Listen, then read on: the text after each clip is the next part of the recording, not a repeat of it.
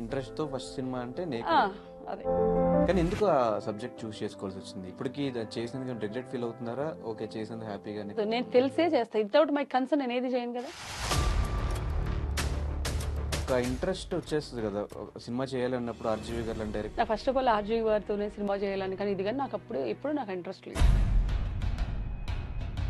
ఏం లేక స్టార్టింగ్ పిలిచినప్పుడు బోల్డ్ సీన్స్ చేయాలి అన్నప్పుడు మీకేమి అంటే నాకు ఆయన ఏం చెప్పారంటే, బోల్డ్ అన్నప్పుడు నాకేమంటే నువ్వు యూ కెన్ వేర్ అంటే, ఆయన కబడ్డీ అన్ని చూసారుగా, నువ్వు షార్ట్లు వేసుకుంటావు కదా, అలాగే షార్ట్ వేసుకో. ఫ్యామిలీ రిస్ట్రిక్షన్స్ అవంతా ఏం లేవా? నేను చూడ, మా అమ్మ చూస్తే ఆమె అడిగా ఎలా ఉంది మా అన్న. బిగ్ బాస్ ఆపర్చునిటీ కూడా ఆర్జీవి గారి వల్ల వచ్చింది అని ఒక రూమర్ ఉంది. అంత మైండ్ గేమ్ ఉండి, అంత స్పోర్ట్స్ లో ఒక 10 years ఎక్స్పీరియన్స్ ఉండి బిగ్ బాస్ హౌస్ లో ఎందుకు థర్డ్ వీక్ లోనే బయటకు వచ్చేసి వచ్చింది? మీకు తెలుసు, ఆన్ స్టేజ్ మీద నేను అడిగా నాగార్జున గారిని. సో మీకు బిగ్ బాస్ అనేది ఫేమ్ తీసుకొచ్చిందా? మీకు ఒక పాజిటివ్ అయిందా? ఇండియా వైజ్ గా చెప్తున్నాను నేను ఎక్కడైనా బయట వెళ్ళినప్పుడు కూడా నాకు ఎక్కువ మంది నాకు అవుట్ ఆఫ్ కంట్రీ వెళ్ళినప్పుడు కూడా, నేను ఇంతకుముందు కూడా ఇంటర్వ్యూలో చెప్పా, దే కాల్ ఆర్జీవి హీరోయిన్, నాకు అలా పిలుస్తారు. హాయ్ హలో నమస్తే, నేను మీ anchor Dhanush. Welcome to I dream. ఈరోజు మనతో పాటు ఉన్న గెస్ట్ శ్రీరాపాక. ఆల్మోస్ట్ మనం నాన్ స్టాప్ ఆ టైంలో అందరిళ్లలో బిగ్ బాస్ అనే సీజన్ త్రూ మనందరికీ పరిచయం. దానికంటే ముందు ఆమె ఫ్యాషన్ డిజైనింగ్, దాని తర్వాత ఆర్జీవి గారి సినిమాతో కాంట్రవర్సీతో జనాలకి ఇంకా ఎక్కువ మందికి తెలిసారు. తర్వాత చాలా గ్యాప్ తర్వాత ఇప్పుడు మరణం అనే ఫిల్మ్తో మనందరి ముందుకు వచ్చేస్తున్నారు. మరి ఈ సినిమా గురించి అండ్ ఇంత గ్యాప్, ఆ మధ్యలో పొలిటికల్ ఎంట్రీస్, పొలిటికల్ డిబేట్స్, ఇవంతా ఎందుకు అనే క్వశ్చన్ కూడా జనంలో రైజ్ అవుతుంది. కాబట్టి ఇవన్నిటికీ ఒక క్లారిటీ ఇంటర్వ్యూలో తెలుస్తుంది అనుకుంటున్నా. ఇంకా లేట్ చేయకుండా ఇంటర్వ్యూ స్టార్ట్ చేద్దాం. హాయ్ అండి. హాయ్ ధనుష్ గారు, ఎలా ఉన్నారు? ఐఎమ్ గుడ్ అండి, మీరు ఎలా ఉన్నారు? నేను చాలా బాగున్నాను అండ్ చాలా రోజుల తర్వాత చూడటం కొంచెం హ్యాపీ అనిపిస్తుంది. అంటే ఇంత గ్యాప్ ఎందుకు వచ్చింది? ఆఫ్టర్ నాన్ స్టాప్ తర్వాత బ్యాక్ టు బ్యాక్ సినిమాలు చేస్తారు, లేదంటే సినిమాలకి ఫ్యాషన్ డిజైనింగ్ అయినా అటైనా వెళ్తారు అనుకున్నాం. ఈ గ్యాప్ అంతా ఎందుకు వచ్చింది? లేదు అంటే ఇది నాన్ స్టాప్ తర్వాత నేను సినిమాలు చేశాను, ఒక 3 ఫిలిమ్స్ చేశాను దీంతో పాటు. అవి కూడా అబౌట్ టు రిలీజ్. అది అయిపోయిన తర్వాత నేను ఎక్కువ మూవీస్ తర్వాత గ్యాప్ తీసుకుంది పొలిటికల్ ఎంట్రీ కోసం. అప్పుడు ఒక 1 year గ్యాప్ ఆల్మోస్ట్. ఎందుకంటే ఆ 1 year నేను అటు వెళ్ళి అక్కడ కాన్స్టిట్యున్సీ సైడ్ వర్క్ చేయాలి కాబట్టి. సో ఆ మధ్యలో ఓన్లీ 1 year ఆ గ్యాప్. ఎందుకు సడన్ గా, అంటే ఒక ఎంటర్టైన్మెంట్ ఫీల్డ్ నుంచి సడన్ గా పొలిటికల్ జర్నీకి వెళ్ళాలని ఎందుకు అనిపించింది? లేదు, అది యాక్చువల్లీ ఏమంటే బయట పడలేదు అంతేగాని, నేను ఫస్ట్ నుంచి 14 and 19 లో కూడా లైక్ గ్రౌండ్ వర్క్ చేశాను నేను. దెన్ చేసిన తర్వాత ఇంకా 24 లో బయటకు వచ్చాం. బికాజ్ ఎందుకంటే మనం ట్రై చేసాం కాబట్టి బయటకు వచ్చాం. అప్పుడు ట్రై చేయలేదు నేను. 14 లో నేను ట్రై చేయలేదు because I was college student that time. And 19 లో కూడా నేను వర్క్ చేశాను తప్ప మనం ట్రై చేయాలని అనుకోలేదు. అప్పుడు ఏమో కొన్ని నామినేటెడ్ దాని గురించి కూడా వెళ్తా, అంటే కైండ్ ఆఫ్ కొన్ని ఉంటే కూడా నేను అంత ఇంట్రెస్ట్ అప్పుడు చూపించలేదు. సో 24కి కొంచెం గట్టిగానే కష్టపడ్డా చేయాలి అని.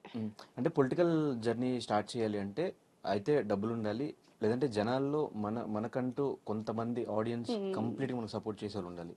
అంటే మీరు ఏ ధైర్యంతో ఆ టైంలో పొలిటికల్ ఎంట్రీ ఇచ్చారు? పొలిటికల్ ఎంట్రీ అంటే డబ్బుతో పాటు, డబ్బు ఉండాలి కంపల్సరీ, దానితో పాటు డబ్బులు ఉండాలి ఖచ్చితంగా. రియాలిటీలో వితౌట్ మనీ ఎవరు కేర్ చేయరు, మనీ ఉన్నా కూడా కేర్ చేయరు. సో దట్ దాంతో పాటు ఏమంటే క్యాడర్ ఇంపార్టెంట్. మనం ఎప్పుడైనా సరే ఒక లీడర్ అనేవాడు సింగిల్ గా రాడు, వచ్చినా సక్సెస్ కాలేడు. జనాల నుంచి పిక్ చేయాలి లీడర్ని, అంటే దట్ మీన్స్ క్యాడర్లో నుంచే రావాలి. సో అలాగా నాకు ఉన్న దానిలో ఏంటంటే అక్కడ నా సోషల్ సర్వీస్ అవ్వచ్చు, ఐ 10 years మేము పొలిటికల్లో ఉన్నాము, ఫ్యామిలీ కూడా. సో ఆ ధైర్యం నాకేమంటే, నాకు ఎనీ పార్టీలో నేను గెలవగలను అక్కడ నిలబడితే అనే ధైర్యం నాకు. బికాస్ నేను తెలుసు అక్కడ, ఇప్పుడు నా కాన్స్టిట్యున్సీకి నేను తెలుసు. ఒక సినిమా పరంగా కాదు, సినిమా పరంగా కాకుండా సోషల్ సర్వీస్ పరంగా బాగా తెలుసు. తెలిసినప్పుడు మనకి కాన్ఫిడెంట్గా ఉంటాం కదా, మనం పెట్టగలం. మనీ పెట్టేది నా దగ్గర ఉంది, సోర్స్ ఉంది. తర్వాత నేను సోషల్ వర్క్ చేస్తున్నాను, అట్ ద సేమ్ టైం మనం మీడియాతో కూడా ఉన్నాం. సో నేను ఎందుకు చేయకూడదు, నేను ఎందుకు ట్రై చేయకూడదు అని నేను వెళ్ళాను. అండ్ వై వైఎస్ఆర్సీపీ అంటే ఫ్యామిలీ అది ఉంది ఫస్ట్ నుంచి. సో తర్వాత నేను లాస్ట్లో టర్న్ టు టీడీపీ. అంటే వాళ్ళు పిలిచారు సీట్ ఇస్తానని చెప్పి, ఎమ్మెల్యే ఇస్తానని పిలిచారు. లాస్ట్ నామినేషన్ వరకు నా పేరే అచ్చెన్నాయుడు గారు కూడా కంగ్రాచులేషన్స్ అని చెప్పారు, బట్ అవ్వలేదు లాస్ట్ మూమెంట్ లో. అదే పొలిటికల్ అంతే, లాస్ట్ మూమెంట్ వరకు ఏం జరుగుతుందో తెలియదు. అండ్ ఇప్పుడు పొలిటికల్ గా ఉన్నారా కంప్లీట్ గా? ఇప్పుడు సినిమాలు ఎంటర్టైన్మెంట్ లేదు. ఇప్పుడు ఏమంటే ఇప్పుడు ఈ 5 years లో నేను కొన్ని ఇయర్స్ అయితే నేను నా పని చేసుకోవాలి, ఇదంతా చేస్తాను. ఇంకా తర్వాత అది చేసుకుంటే ఇటు వస్తాను నేను. ఇప్పుడు ఈ 1 year మనకేమి అంత తొందరగా వెళ్ళిపోయి చేసే ఏమి ఉండవండి. ఇప్పుడు నేను ఆల్రెడీ తమిళ సినిమాలకి రెండిట్లకి నేను I signed up 2 films okay political అయిన తర్వాత. Okay. So end of the day target politics. Yeah, ultimate goal is the political. అంటే ఏదన్నా ఒక దారిలో వెళ్ళడం వేరు, మీ కెరియర్ స్టార్టింగ్ నుంచి కంప్లీట్ డిఫరెంట్ రూట్స్లో వెళ్తూ వస్తున్నారు. దేనికంటే ఒక క్లారిటీ లేదా కెరియర్ మీద, లేదంటే ఏదొస్తే అది చేసుకుంటూ పోదాం అనే నాకంటే mindset లో ఇప్పుడు ఉన్నారా? ఒకటే చేసి అందులోనే ఇప్పుడు స్పోర్ట్స్ ఉంది, స్పోర్ట్స్లో ఐ సాటిస్ఫైడ్. నేను తెలియని ఏజ్లోనే నేను చిన్న ఏజ్లోనే నేను గాట్ మెడల్స్ అండ్ అన్ని. మా అయితే ఏముంటుంది, ఫైనల్గా గవర్నమెంట్ జాబ్ నాకు ఇస్తారు, అందరితో పాటు నేను పొద్దున్న వెళ్తాను వస్తాను. I don't like that kind of job. You have to find out everything new world. So నాకు నచ్చేది ఏమంటే ప్రతిరోజు కొత్తగా అనిపించాలి, లైఫ్ని స్ట్రగుల్ అవ్వాలి. ఇప్పుడు రిలాక్సేషన్ లైఫ్ వచ్చేసింది అనుకోండి, లైఫ్ మీద విరక్తి వస్తుంది. ఒక 40-50 ఏళ్ళు వచ్చేటప్పటికి ఇదే నార్మల్ ఇండియన్ కైండ్ ఆఫ్ అయిపోతాం. వెళ్తాము, కాఫీ తాగుతాం, పొద్దున్న జాగింగ్ చేసుకొచ్చి ఇంట్లో కూర్చుంటాం. ఇంట్లో కూర్చునేది ఉండకూడదు, బికాజ్ మన టైంతో పాటు పక్కల టైం కూడా కిల్ చేస్తాం మనం. బట్ ఒకటే దాని మీద ఫోకస్ పెట్టుంటే ఇంకా హైట్స్ రీచ్ అయ్యే ఛాన్సెస్ ఉంటాయి. నేను ఇంకా ఇప్పటి వరకు medals ఇంకా రీగ్రెట్స్ లేదండి నాకు. ఒకే దాని మీద ఫోకస్ అంటే నేను స్పోర్ట్స్లో I can say highest age of 16 లోపలే నేను అన్ని చూసా. అయిపోయింది డిజైనింగ్ 50 films అబౌవ్ నేను చేశా, ఆల్ 3 దానిలో. తర్వాత ఇంకే దేనిలోకి వచ్చాను, నేను డిజైనింగ్ నేను చదువుకుంది అదే. సో అందులో satisfied and life long I have my own business, నా బొటెక్ నాకుంది, నేను జీవితాంతం చేసే జాబ్ అది. ఓకే అండి. బట్ యాక్టింగ్కి వచ్చేటప్పటికి యాక్టింగ్ అనేది సడన్ ఏజ్, ఆ ఏజ్లోనే కొన్ని చేయగలం. అండ్ దీనిలో ఇప్పుడు నేను సిన్సియర్గా యాక్టింగ్కి మొత్తం ఎప్పుడూ ఫోకస్ పెట్టలే, నాకు వస్తే అవకాశం నేను చేశాను. కానీ పొలిటికల్ అనేది 2014 నుంచి నేను ఉన్నాను దాని మీద. అంటే బయటకు రాలే, ఆ ఏజ్ నాకు కరెక్ట్ కాదు, మేబీ ఆ టైం నాకు కరెక్ట్ కాదు. ఇప్పుడు నాకు ఏదైనా మనం చేయగలం అన్న టైంలోనే బయటకు రావాలి. ఇప్పుడు నేను చేయగలను, I have that much of knowledge, ఆ ఏజ్ ఉంది. ఇప్పుడు నాకు ఒక ఏజ్ కూడా ఉంది కదా, నేను చేయగలను. I can speak to anybody. In case మీరు నాకు ఆన్సర్ చేస్తే కూడా నేను చెప్పగలగాలి. ఈవెన్ కాన్స్టిట్యున్సీకి వెళ్ళినప్పుడు కూడా ఎవరైనా నన్ను క్వశ్చన్ వేస్తే కూడా నేను చెప్పాలి. దద్దే అని ఇలా నేను చూస్తే నా దగ్గర ఉండదు కదా. సో దట్ అది అంటే నాకు ఒకటే లైఫ్లో వెళ్ళడం నాకు ఇష్టం ఉండదు. ఇప్పుడు ఫైనల్ గోల్ ఈజ్ నేను చెప్పా పొలిటికల్. ఆ టైంలో మీరు స్పోర్ట్స్ వదిలేయడానికి కూడా రీజన్, అక్కడ ఏదో మిమ్మల్ని ఆడనివ్వకుండా చేశారు, పాలిటిక్స్ జరిగినాయి అని చెప్పి. యా, అప్పటికి నేను సాయికి వెళ్ళొచ్చండి. సాయి అంటే స్పోర్ట్స్ అథారిటీ ఆఫ్ ఇండియా. సాయిలో ఏపీ తెలంగాణ నుంచి ఒక్కదాన్ని నేను సెలెక్ట్ అయ్యి నేను సాయి నుంచి వచ్చా. నేను కబడ్డీ అప్పటికి నేను 13 నేషనల్స్ అయిపోయి, national 13 not only 1, 13 nationals age of 16 years. అంటే మీరు ఇప్పుడు ఇందాక అన్నారు కదా, ఇంకా అంతకనే ఏం చూడండి. నేను న్యూస్ పేపర్ వసుంధరలో రోజు పెద్ద న్యూస్ పేపర్లో మన ఫోటో, సింగిల్ ఫోటో పెద్ద పేజ్లో, ఆ ఏజ్లో అది ఎక్కువే కదా, అవునా కదా. అయిన తర్వాత నేను సాయి నుంచి వచ్చి నేను హైదరాబాద్లో కోచింగ్ తీసుకుంటున్నాను, ఎందుకంటే నిఫ్ట్కి కోచింగ్ వెళ్ళాలి. ఇంటర్మీడియట్ అయిన తర్వాత తీసుకుంటా ఉన్న టైంలో హైత్నగర్లో ఒక టోర్నమెంట్ జరిగింది.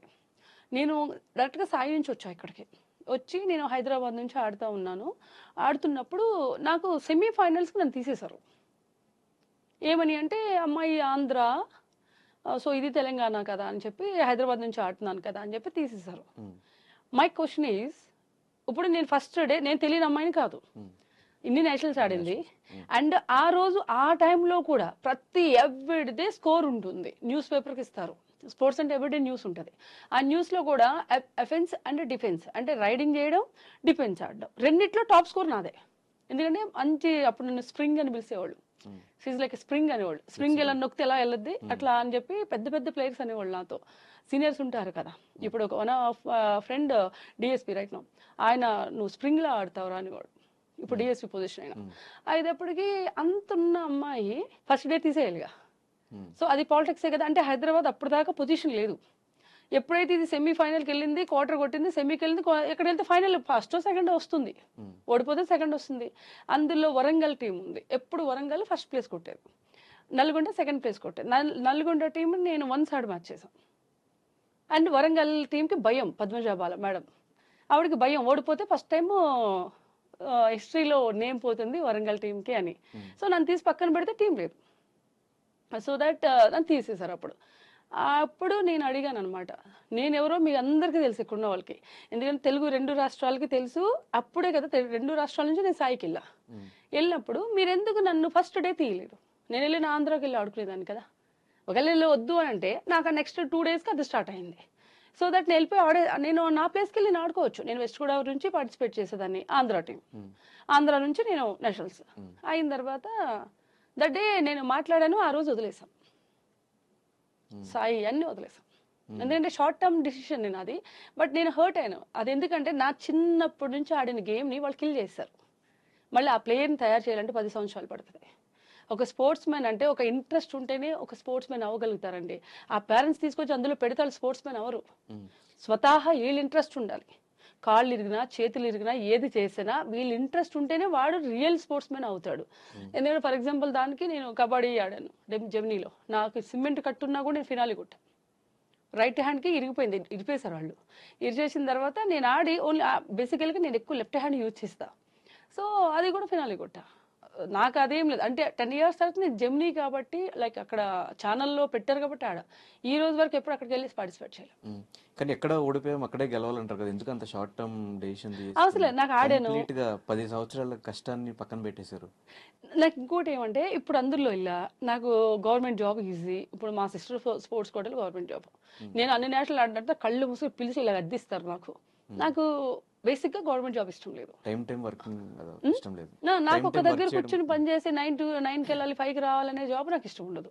రెండోది నాకు ఎప్పుడైతే స్పోర్ట్స్ లో నాకు ఫస్ట్ టైం నా ఏజ్ కి నేను బాగా హర్ట్ అయింది. అది అప్పటి వరకు మనకి హర్టింగ్లీ గిట్టింగ్లీ తెలీదు. ఇలా చేస్తుందా అదే అని కూడా తెలీదు. అరే ఫస్ట్ టైం చాలా హర్ట్ అయ్యాను నేను.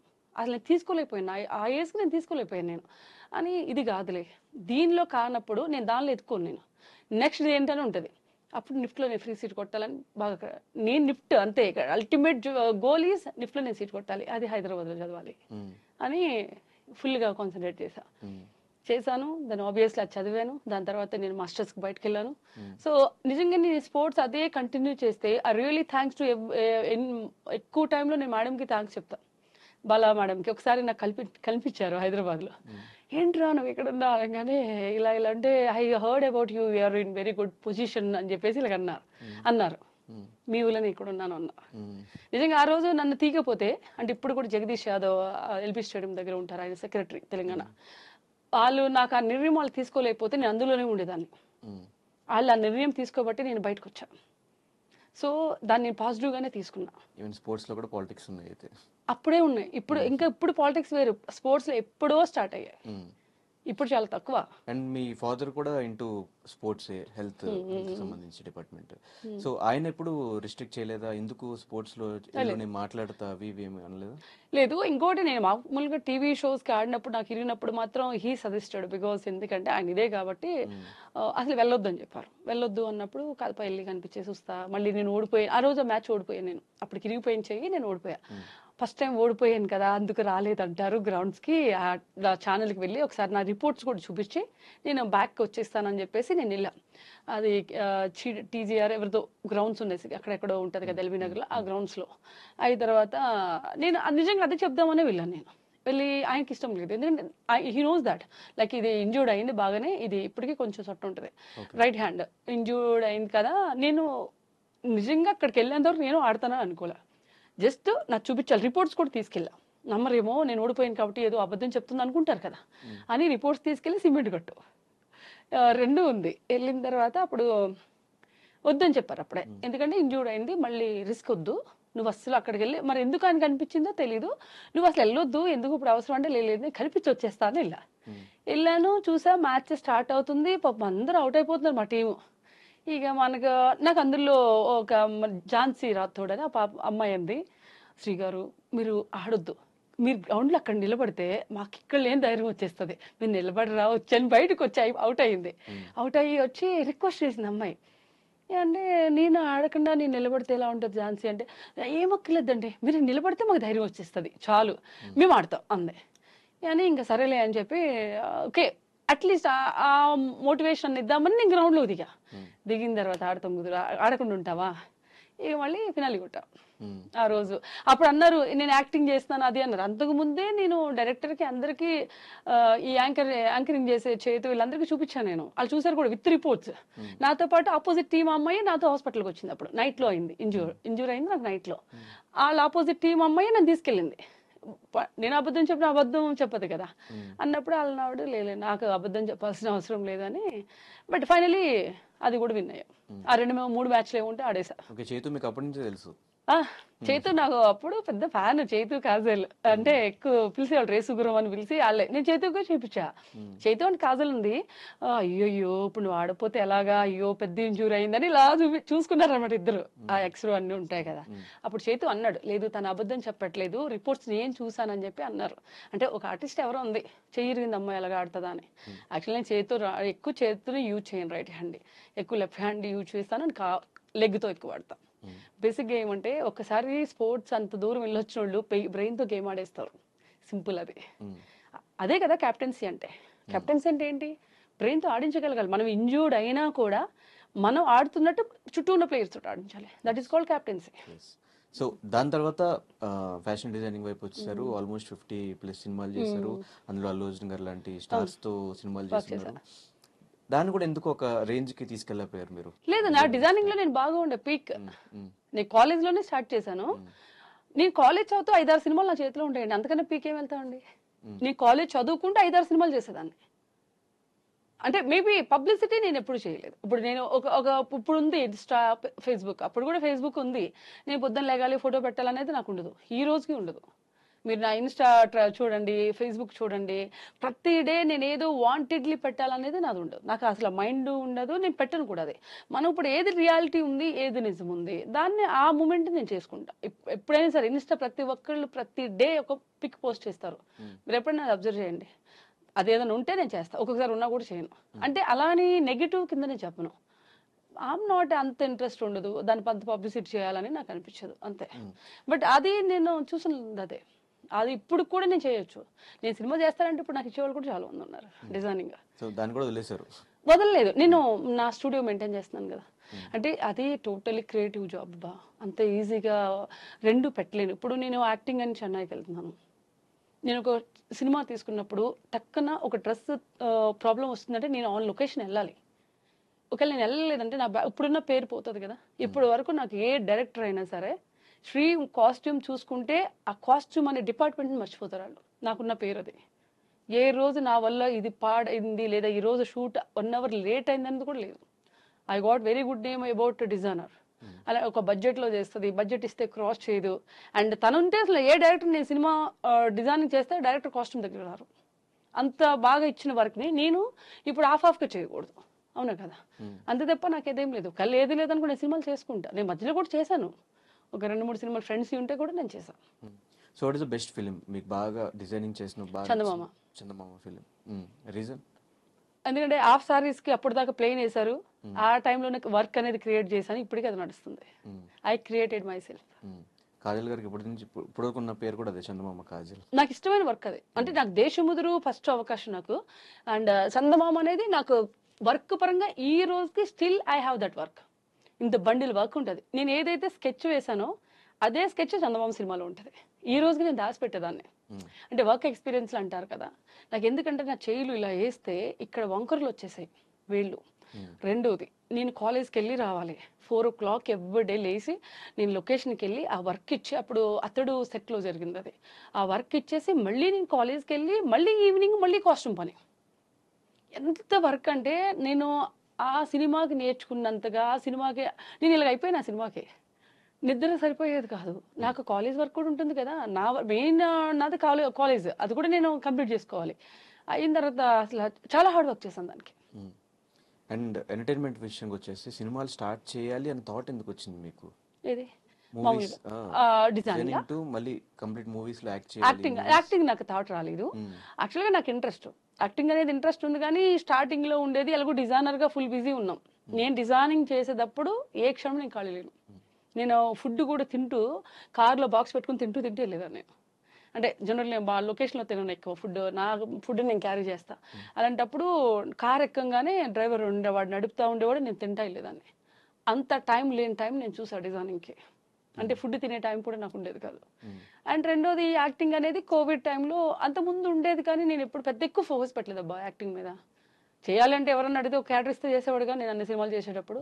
వాడు ఎప్పుడు చేసేదాన్ని కాదు. కానీ తేజ గారు మాత్రం ఎవరన్నా డబ్బింగ్కి ఎవరన్నా రాలేదనుకో నాతో డబ్బింగ్ చెప్పించేవాడు. ఎవరైనా జూనియర్ ఆర్టిస్టులు మిస్ అయ్యారో లేకపోతే ఇంకెవరన్నా మిస్ అయ్యారనుకో వాళ్ళది చెప్పించేసేవాడు. అలా ఆయన మాత్రం బాగానే మూవీస్కి అవసరమైనప్పుడల్లా వాడేవాడు అనమాట. ఇది డబ్బింగ్ విషయంలో కానీ ఏదన్నా సెలబ్రిటీ సీన్స్ ఉంటే మనకు కనిపించినవి ఉంటాయి కదా వెనక్కి, అవి ఎందుకు నేనే రాజు నేనే మంత్రిలో కాజల్ డూప్ అంతా నేను చేశాను. ఆమె చచ్చిపోయే సీన్ల దగ్గర నుంచి అన్ని నేనే. ఆ కర్నూలు ఎండ్లో మొత్తం ఇక 7లో పడుకోమంటే అలాగే పడుకో రాణా గారితో డూప్. ఆమె డేట్స్ ఏమో ఖాళీ లేవు అప్పుడు. కాజల్ డూప్ అన్ని నేను చేశా. నేనే రాజు నేనే మంత్రి అట్లా అన్ని అన్ని నేను అది ఎందుకంటే కర్నూలులో జరిగింది. నాతో పాటు ఆర్టిస్టులు చాలా మంది ఉండే ఆ రోజు. ఎందుకంటే ఆమె రాలేదు, బట్ డూపే కదా కనిపించదు. ఎలాగో చచ్చిపోయినప్పుడు ఇది కప్పేస్తారు, back shots long shots easy కదా. గడపేసి మేకప్ అంతా ఇలా పడిపోయినట్టు అవి వేసి చేశారు. అలాంటివి చేసేదాన్ని. అండ్ కంప్లీట్ ఫస్ట్ ఫిల్మ్ అంటే నేకడే కదా? కంప్లీట్ అంటే నేను అంతకుముందు ఒక సినిమా చేశాను అబ్బా, అదే డిజైనర్ వలయం అని చెప్పి ఒక సినిమా చేశా. అందులో హీరోయిన్ కి ఫ్రెండ్ క్యారెక్టర్. అది మా స్టూడియోలో చేశారు షూట్. ఆ రోజు అమ్మాయి ఎవరో మిస్ అయింది, నన్ను పెట్టేశారు. అది కూడా కీ క్యారెక్టర్, సినిమా థియేటర్కి వెళ్ళదు. అందులో చాలా మంది కూడా అది కూడా చూసి అడిగారు నువ్వు అందులో చేసావు కదా అని. అంటే ఒక ఆర్టిస్ట్ మిస్ అయితే నేను చేయాల్సి వచ్చింది. కానీ ఇంట్రెస్ట్ తో ఫస్ట్ సినిమా అంటే అదే. కానీ ఎందుకు ఆ సబ్జెక్ట్ చూస్ చేసుకోవాల్సి వచ్చింది? ఇప్పటికి చేసినందుకు రిగ్రెట్ ఫీల్ అవుతున్నారా? ఓకే చేసినందుకు హ్యాపీగానే? లేదు, నాకు రిగ్రెట్ ఉండదు. నేను తెలిసే చేస్తా. వితౌట్ మై కన్సర్న్ నేను ఏది చేయను కదా.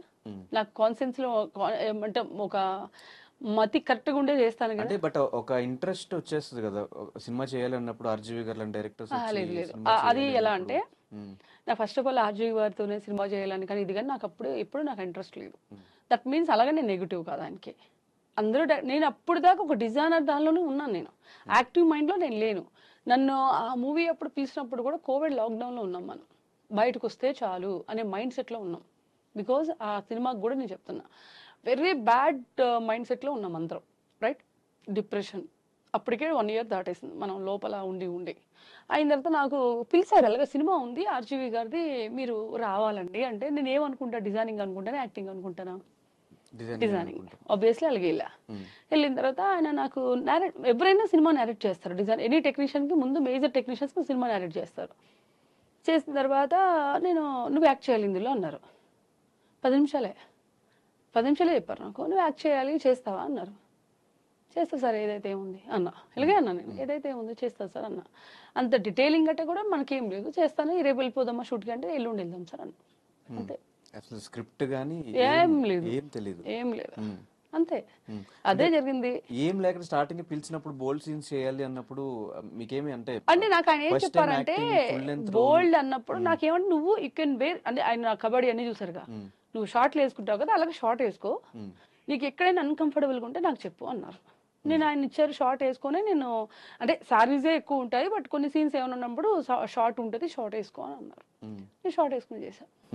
అండ్ క్లీవేజ్ అదంతా అన్నప్పుడు ఎక్కడ మీరు నో చెప్పడం కానీ అవసరం అంటే ఇప్పుడు ఆయన కెమెరా ఇక్కడ పెట్టాడు, ఇప్పుడు నన్ను ఏ యాంగిల్ లో తీస్తుండే నాకు తెలియదుగా. ఓకే ఓకే, షూట్ ఎలా జరుగుతుందో తెలియదు, ఆయన ఏం చెప్తాడు. ఇప్పుడు ఎలా ఉంటుంది అంటే ఆర్టిస్ట్ కి డైరెక్టర్, ఇప్పుడు మీరు నాకు డైరెక్ట్ చేస్తున్నప్పుడు నువ్వు ఈ సీన్ చేయనప్పుడు మనం అన్ని చూడం, బట్ ఆయన కెమెరా ఏ యాంగిల్ లో పెడుతుందో అనేది కూడా నేను చూడను. ఇప్పుడు అది నాది ప్రొఫైల్లో ఉందా, ఫుల్లో ఉందా, మిడ్ లో ఉందా, ఆఫ్ లో ఉందా కూడా నాకు తెలియదు. కెమెరా పెట్టుకుంటే నేను మీతో మాట్లాడుతున్నాను లైక్ దాట్. అది మనం వన్స్ ఆ మూవీ ఒకటి నేను కమిట్ అయ్యి నేను చేస్తాన్నప్పుడు మన దేనిలోని కెలగకూడదు. నువ్వు ఈ కెమెరా ఇలా ఎందుకు పెట్టావు, నువ్వు అలా పెట్టావు. అండ్ రెండోది నేను ఎప్పుడూ అసలు చూడలేదు అది.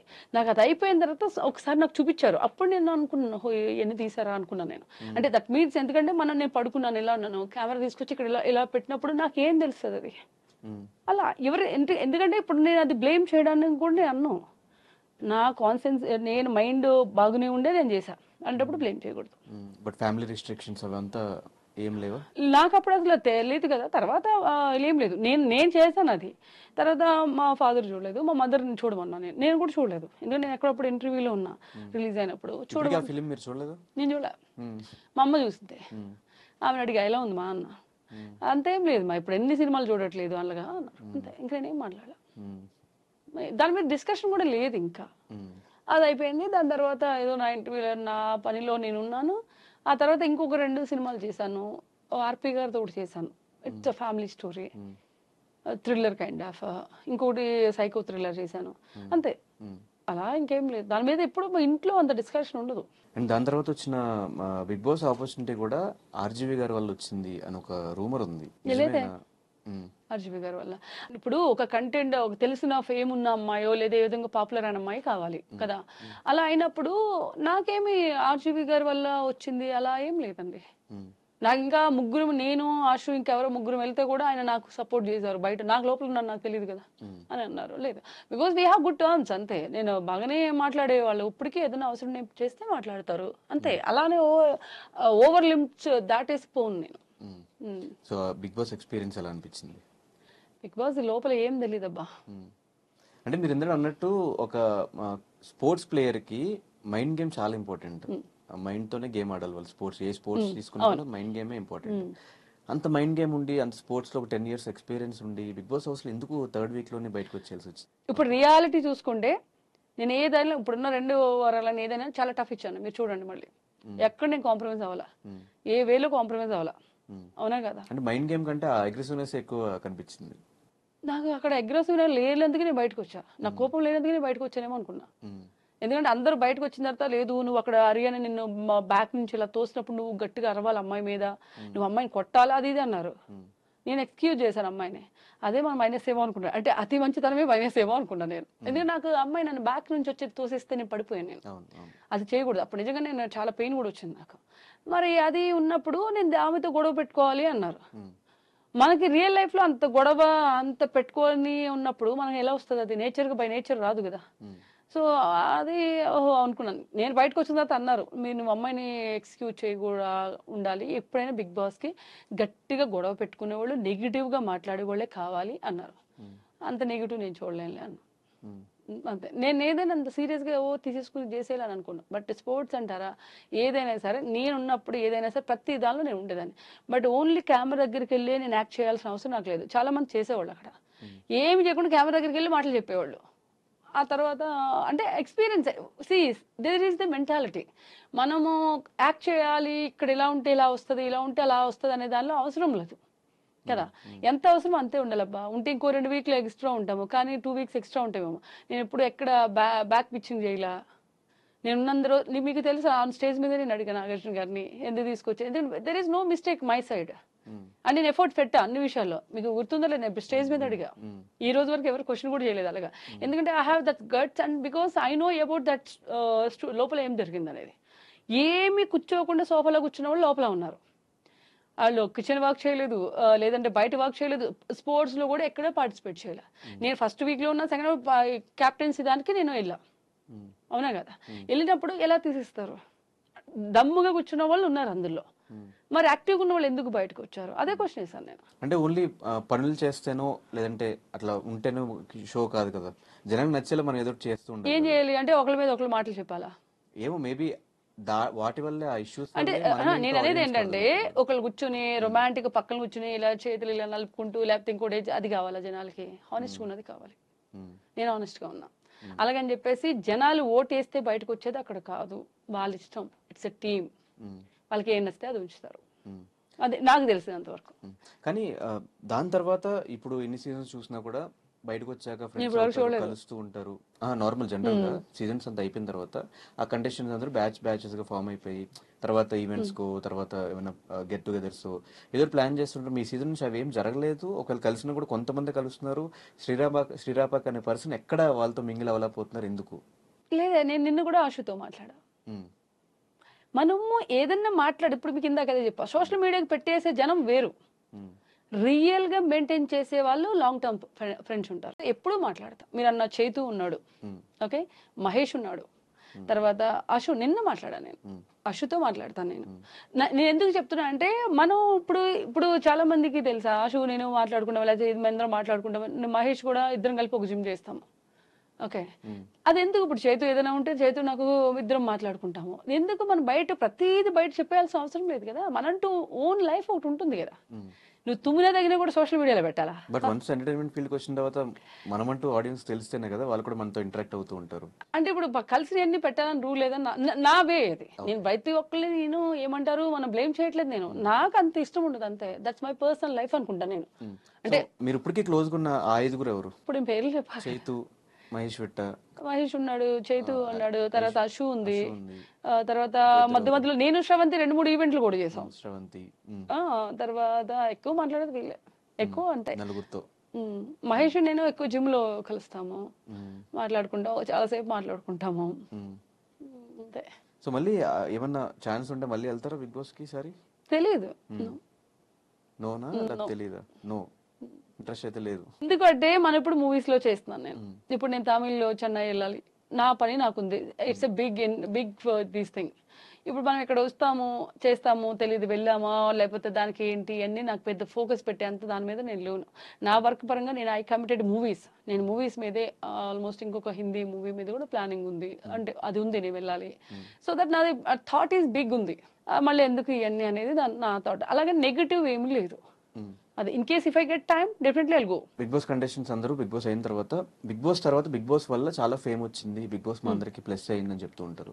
సో మీకు బిగ్ బాస్ అనేది ఫేమ్ ని తీసుకొచ్చిందా, మీకు ఒక పాజిటివ్ అయిందా, ఫినాన్షియల్ గా ఏమన్నా స్టేబుల్ అయ్యారా? లేదు, బిగ్ బాస్ అనేది అక్కడ వాళ్ళు ఇచ్చే మనీ వరకే, తర్వాత నేను దేనికి వెళ్ళలేదు, దేనికి సార్ అక్కడ ఏం ఎలా ఉంటుందంటే ఇప్పుడు స్టార్ మా అయినా ఏదైనా సరే వాళ్ళకి బాగా క్లోజ్గా ప్రతిరోజు ర్యాప్ ఉన్న వాళ్ళతోనే అన్ని అది అవుతుందేమో నాకు తెలీదు.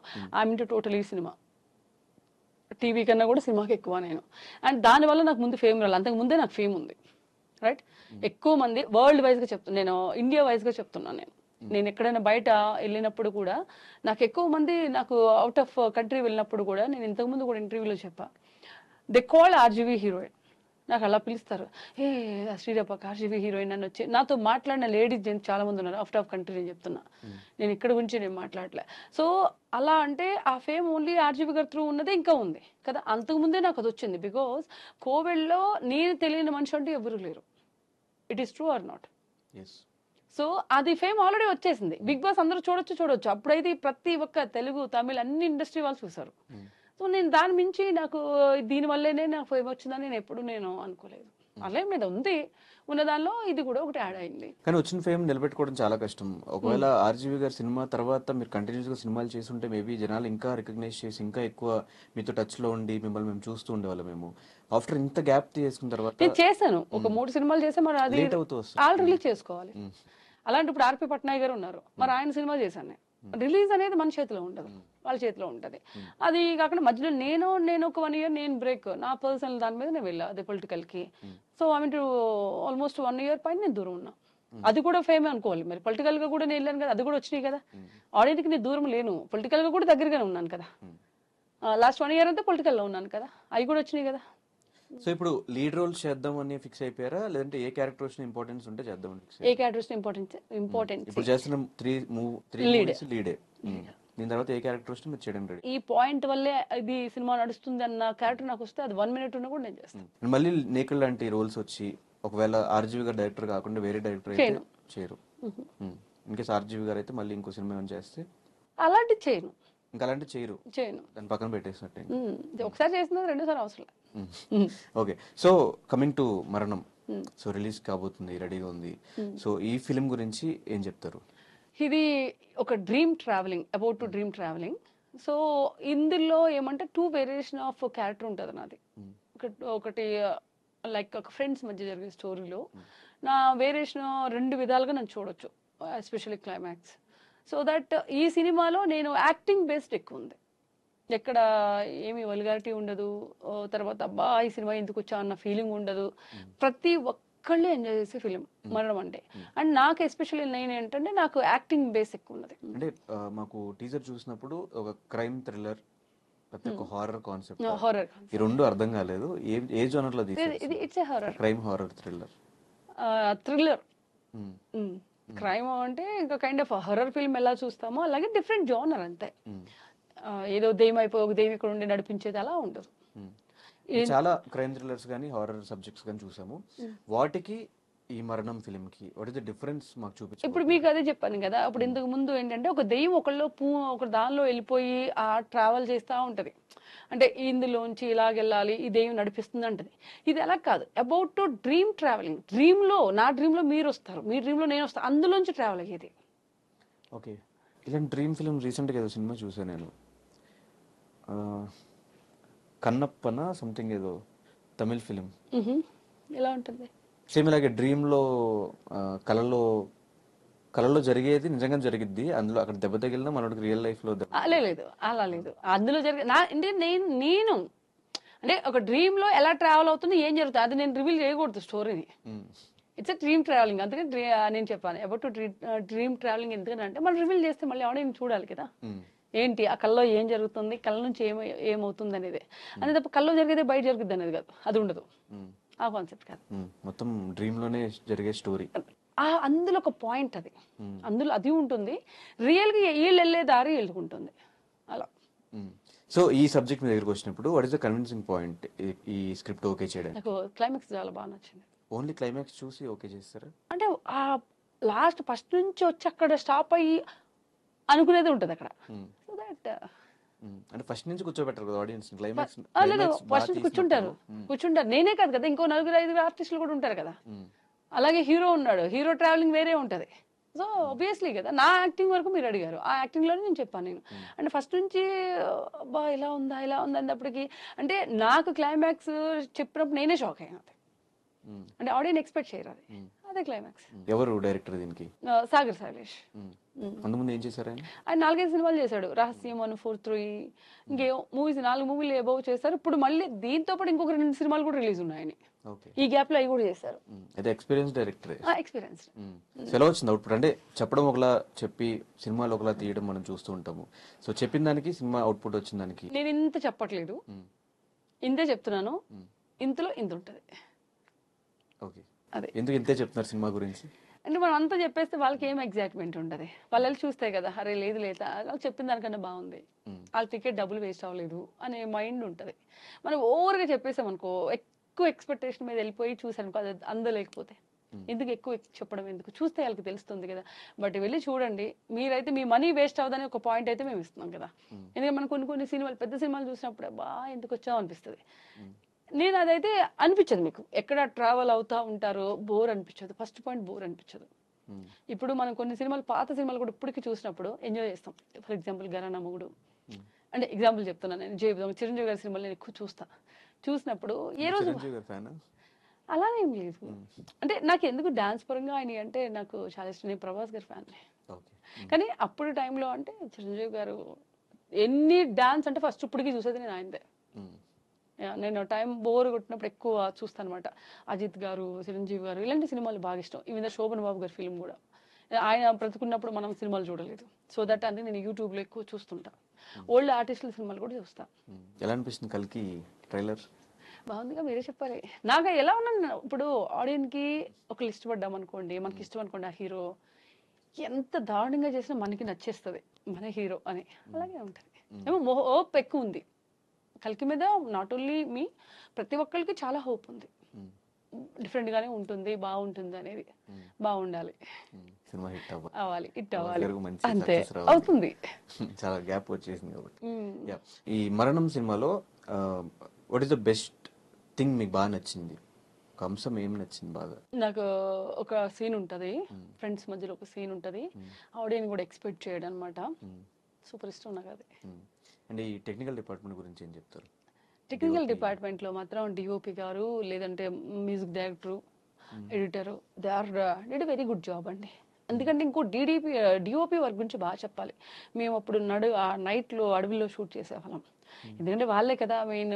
అన్నిటికన్నా అసోసియేట్ డైరెక్టర్స్ కావచ్చు, లేకపోతే కెమెరా క్రూ అవ్వచ్చు. నేను సినిమా చేస్తున్నప్పుడు నా సీన్ కాబట్టి నేను ఎంజాయ్ చేస్తా, వాళ్ళు అసలైన టార్చర్ వాళ్ళకు ఉంటుంది. అవునా, వర్షం వస్తూ ఉంది, అడవి, లైట్లు ఉండవు, ఏముండవు, ఎక్కువ అప్రిషియేట్ చేయాల్సింది క్రూని.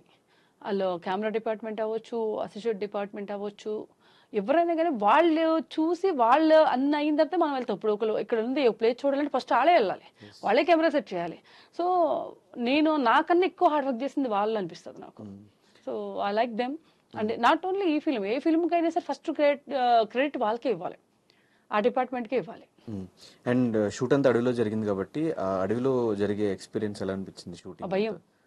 నైట్లు 3-4 గంటలు 5 గంటల వరకు ఆ టైంలో 5 గంటలకు వచ్చి తెల్లారుతుంది. అప్పుడప్పుడు వర్షం, 3 o'clock 4 o'clock కుయింగ్ కుయింగ్ అని సౌండ్లు వచ్చాయి. అడవిలో అంటే ఏ ఉంటాయి కదా, ఆ సౌండ్కి కొంచెం నాకు అన్నిటికన్నా స్నేక్స్ భయం ఉండేది.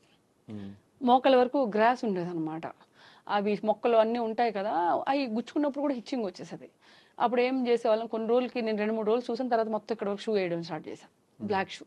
ఎందుకంటే మళ్ళీ కెమెరా కనిపించకూడదు కదా షూ, ఇంకా అలాగా మేనేజ్ చేసేవాళ్ళం. ఇంకోటి లెన్స్, వైట్ లెన్స్ పెట్టుకున్నా, ఆ పోస్టర్లో ఉంది కదా, అది కళ్ళు కనిపించదు, అది పెట్టుకుంటే బరువు ఉంటాయి చాలా. ఆ లెన్స్ పెట్టుకుంటే అది తీసేంత వరకు కళ్ళు పెయిన్ వచ్చేస్తాయి. అదొక ఎక్స్పీరియన్స్.